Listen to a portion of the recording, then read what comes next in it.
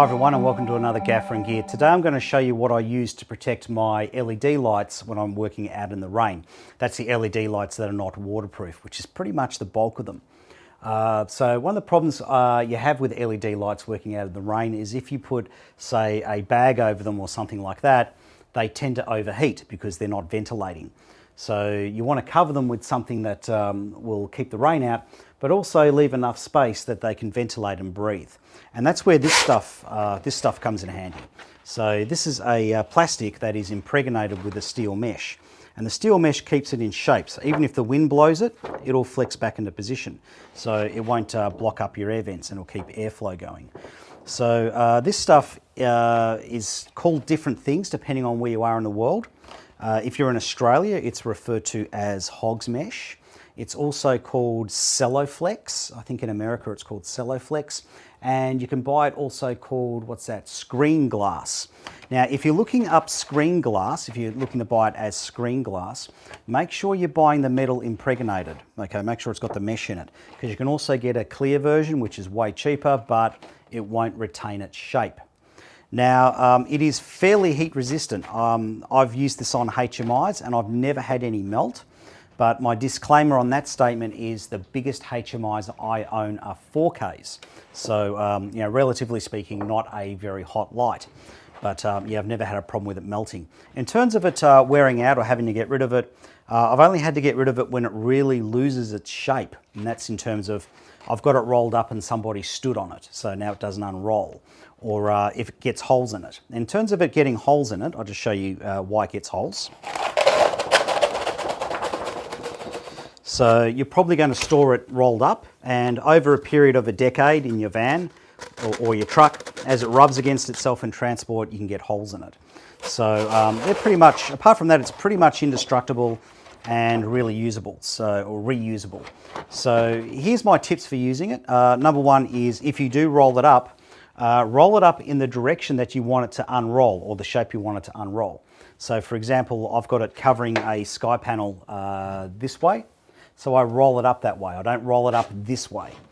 If you do, you're going to find yourself fighting it, and it will retain the memory of how it was wound up. So if I had it that way, for example, it would end up bowing like that and water would get into it. So it doesn't really make a lot of sense to do that. The next bit of advice I've got is cut it longer than your light. So don't make it the exact width of your light, because if you do that, if rain comes in sideways, it'll get into it. So I allow enough space over the edges that rain cannot get into the air vents on the sides. It'll still hit the unit and still get the unit wet, but it won't get onto the electronics. Now, in terms of the fronts with the sky panels, I just rely on having it tilted forwards and no protection on there. So any rain coming down's going to miss it. I haven't had a problem yet, and I've been doing it this way for 3 years. Now, the next thing I'd suggest too is be thorough with your testing before you send it out on set. So I've done a lot of testing with these in the workshop to make sure they weren't overheating. So the things I've found, for example, with the testing, is if I have the fan set to normal, this works perfectly fine. So it doesn't matter if it's a hot day, it's not going to overheat. But if I have the fan set to high, it overheats in this configuration underneath this shroud. So what I think happens is the hot air comes out the top, and with the fans running at high speed, they suck the hot air back down and it recirculates. So about 2 or 3 hours later, these will shut down with an overheat issue, with what's it called, a status warning, if you've got the fan set to high. But if I've got them set to normal, I don't have a problem. The other thing too is if the fan's set to auto, it will also eventually overheat. So just have the fan set to normal, I found I haven't had a problem. Now, similar thing with the 4s or 500s.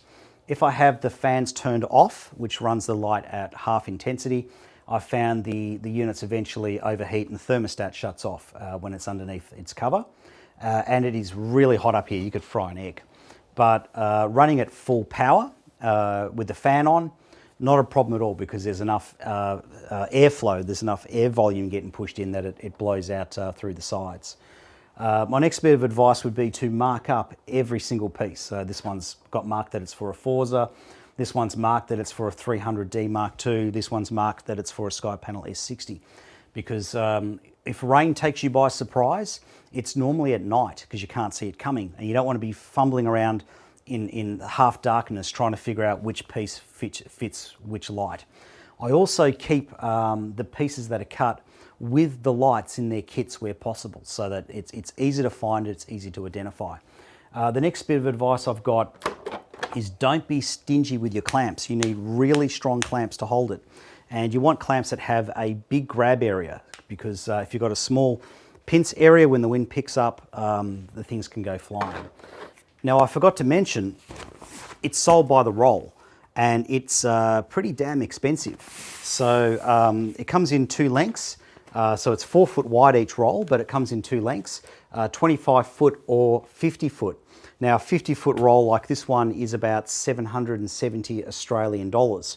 So it is quite expensive, but it does last a long time. So in my whole career now, which is 21 years as a gaffer, this is the second roll I've had to buy, and I've only just bought that a couple of months back, and that was because basically I rented out some sky panels with some hogs mesh over them, and they lost the hogs mesh.